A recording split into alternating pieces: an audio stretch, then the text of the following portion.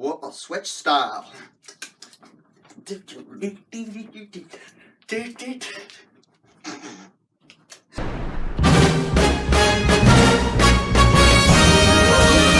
Hey everybody, how's it going? Linkachu64 here again. So first of all, I must apologize for that intro. That must have been scary. But anyway, so I've had the Switch with me for about a week now, and hey, this thing is awesome. Buy it. Like, seriously, buy it. But that's besides the point. I thought today we would go through the main ways that most people are going to be using the Switch for various games and stuff, mostly Breath of the Wild. And I just thought I'd give my rankings on them and rank the Switch controllers.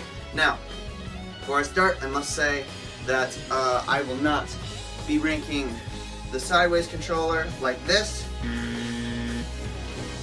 or individual controllers like you'd be using for one to Switch.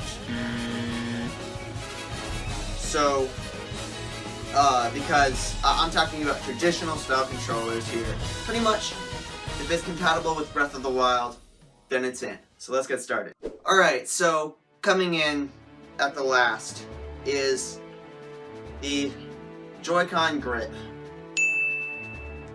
So my opinions on this, unfortunately, I'm much more of a trigger person. I like being able to use both my middle and index fingers whenever I'm playing a game. And with that, you really don't have the option. There's not enough room to put both of your fingers up here, if you can see that. But it's just not this controller just isn't my favorite. It's not very comfortable. The Joy-Con, they work well when you're going out portably and stuff. But honestly, for a full-fledged standing-alone controller, I'm just not super fond of it, quite honestly. So that, I mean, it still works. If you're going to be playing Breath of the Wild, and you don't have any other options, actually, you do have other options. I'll get into that in a little bit later, but this works. I didn't find it unplayable or anything. So, alright, enough of that controller. On to number 3. So, up at number 3, I have the Joy-Con controllers detached. So, honestly, the grip was the only one I really didn't like, guys. Honestly, I find it really fun to play this way. Now, despite the fact that, again, I said I like using my middle and index fingers, I really find it relaxing to be able to just put your hands wherever you want to whenever you're playing Breath of the Wild. It really is kind of freeing, and reminds me a lot of the days with the Wiimote nunchuck. One of those back there. We're not going to get it out. But, yeah, does anybody else remember playing Super Mario Galaxy and just being able to put their hands wherever the heck they want to? Well, with this, there isn't a wire between the two, so it's even more freeing. And I don't know. This is a great way to play.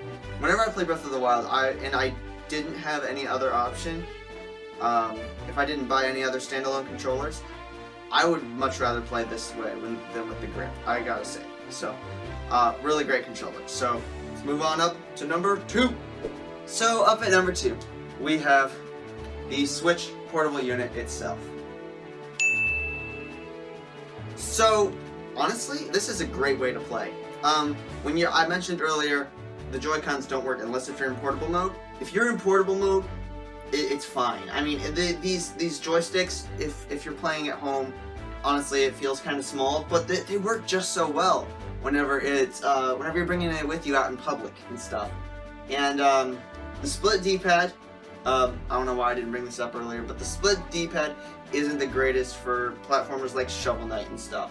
But overall, I just really like the weight of this. It really feels solid, and just being able to pull it out anywhere the heck you want and play it. This is really the ultimate portable way to play it. I don't really know what else to say, but this is number 2, and it's a fantastic way to play. So, everybody probably already knows what I'm going to say for number 1, but I'm going to say it anyway. So, number 1! Finally, for number 1. My favorite controller, possibly of all time, is the Pro Controller. I gotta say, this is the definitive way to play Zelda. This controller. Whoops! I need to be more careful. This controller is godlike. If God were a controller, he would be this one. The triggers feel amazing. They have these nice little beveled edges on them. The back is really sturdy. There's a lot of spacing to the back. And it actually has a real D-pad. Yeah, an actual real D-pad, unlike the Joy-Con. And the joysticks, oh my gosh, the thumbsticks, they feel so nice. Like, for real. There's so much grip to them. A lot of the time, I don't really remember a time in Zelda where I was pushing up on the thumbstick and I had to reach over with my other thumb in order to reposition it, because you know how that happens a lot of the times where you're going in the same direction for a long time, but then your thumb kind of slides up the stick. That hasn't happened with this one yet. And there's just so much wiggle room with these, and this is probably my favorite controller deck. And the face buttons are very big. So, yo, if you're willing to spend the extra $70, I would say this controller is worth it. Is, in my opinion, the best way to play Zelda. And plus, you're not getting any downgrades from the Joy-Con. You still have your motion controls. You still have your amiibo. You still have the HD rumble, for crying out loud. This is a solid controller, and it's the best way to play on the Switch. And that's that. Alright, well, that's my ranking of the Switch controllers. If you disagree or agree, let me know down in the comments. Tell me, did you pick up a Switch? Did you pick up a Pro Controller? If you didn't, pick up a Switch, and then pick up the Pro Controller in that order, because they're both awesome. You can play Zelda without the Pro Controller, but it's the best way to do it. Anyway, guys, again, let me know if you agree or disagree while you're down there. Like, subscribe, share with your friends, all that good stuff. And sometime, probably tomorrow, I ought to have just my review for the Switch as a whole and Zelda. So, guys, I'll see you in the next one.